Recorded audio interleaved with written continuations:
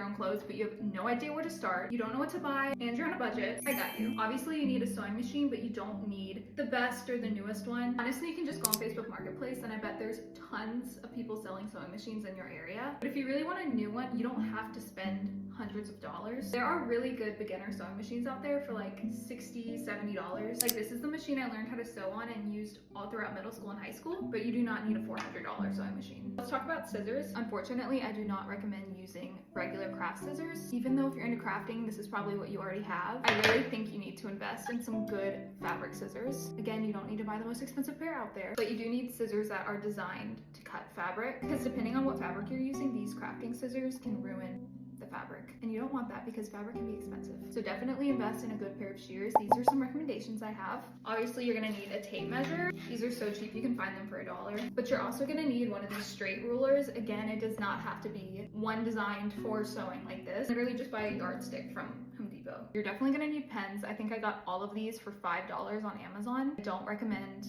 going into a craft store though, because they're just so much more expensive there. I would just get them on Amazon. But if you're interested in this dish, I'll link it for you. When you're first learning how to sew, you're gonna want patterns. You can find these at any craft store, but if you're trying to save money, just go to your local thrift store because you'll find hundreds. Also, the packaging will tell you if it's a beginner pattern or not, so make sure to look for that. You're gonna need fabric. This is where it gets really expensive. Check out your local thrift store. Go to the linen section and look for tablecloths, curtains, old bed sheets, blankets. But you'll be surprised on how much fabric you can get for so cheap, especially when you're starting out. Hold off on the $20 a yard fabric. Start slow. And now just have fun and get creative. Everything that I talked about is linked to my LTK. If you have any more questions, just reach out. I can't wait to see what you make.